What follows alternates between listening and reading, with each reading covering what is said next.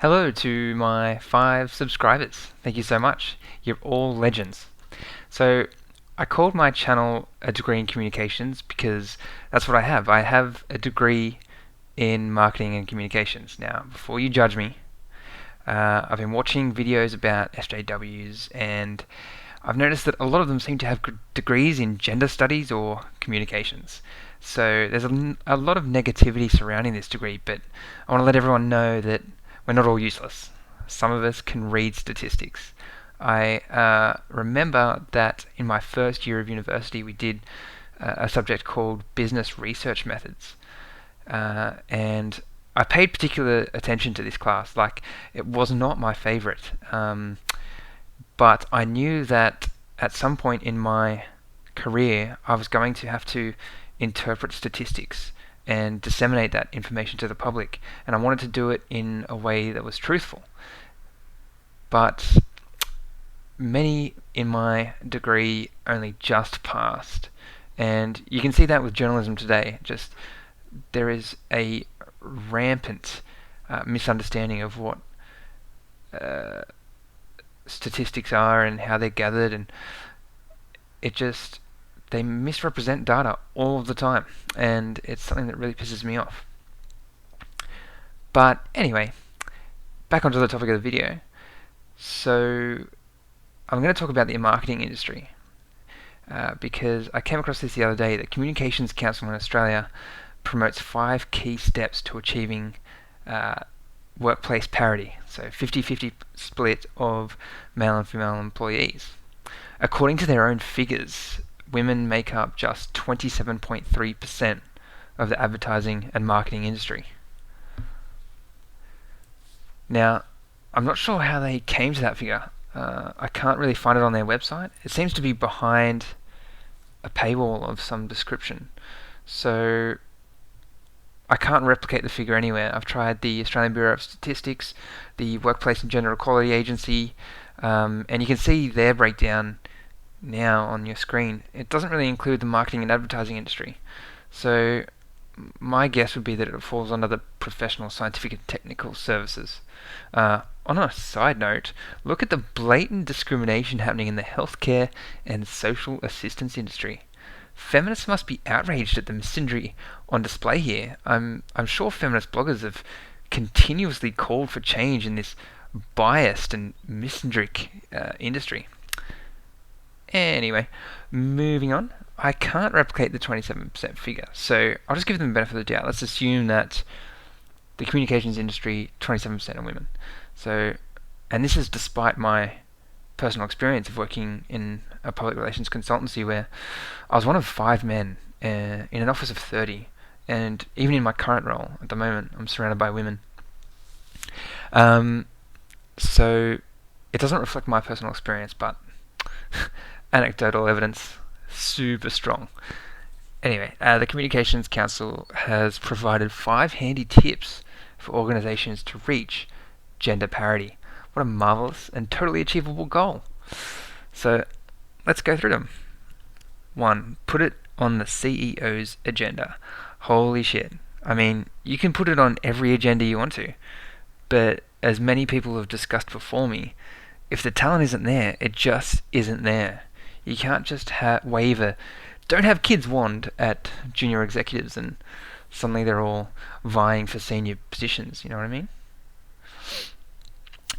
Step 2. Establish a diversity council. I mean, I would hate to work at a place that had a diversity council. You just know that they have meetings where no one really wants to attend because nothing productive gets done. You know, you have better work to do. You want to contribute to the bottom line of the organization, but you're stuck in this shitty diversity council where you're just pushing papers around, really. Get serious. Do an audit. I mean, I have issues with this particular step. Not only are you creating another business process that takes away time from productive pursuits, but the suggestions are straight out of Crazy Town. They recommend to set gender diversity targets and set KPIs around gender diversity in hiring. I have a crazy idea. How about we hire based on merit? And if women lift their game, then there will be more women in the industry at higher levels. I mean, it's just, I don't know what it is. Is it fascism or some sort of cultural, like social Marxism, where no matter how shitty women are, you have to hire a certain amount? It's just absolutely ridiculous. You can't set KPIs or like that's just quotas. And you can't have a quota in hiring senior executives. If you don't do it on merit, then the business is going to fail. No one wants that, especially not the CEO. That's why, going back to step one, you can't just put it on a CEO's agenda. It's not something that happens there, surely. Step 4, develop policies and procedures. This one is another egregious step. They recommend an elevating women policy. And they use the words help the merit-based elevation of women. And it's not used ironically, like they're being serious. If you have a senior position open and the best person for the job is a woman, you don't need an elevating women policy. And is this a case of reverse discrimination? I mean, this is a policy that puts one gender on a pedestal. It literally holds men down. I find that particularly troubling. Step 5, managing and promoting culture change. So, misogyny must not be tolerated. Down with the patriarchy. This step doesn't really say much, which is why I started with that bit of fluff. But what I do want to point out is the irony of what it was included in step 4 and what I say in step 5.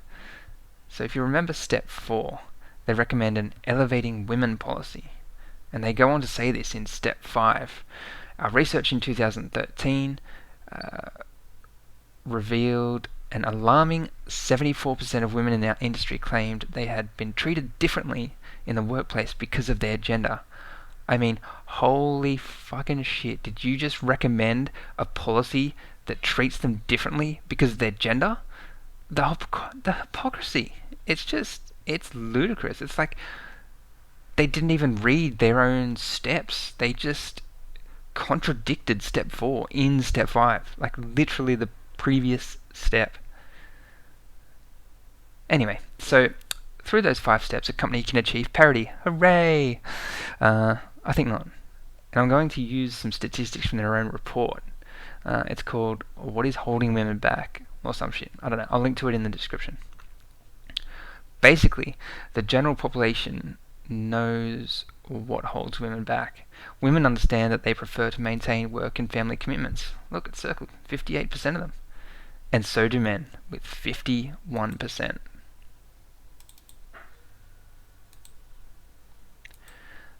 Cool, that's me. Out.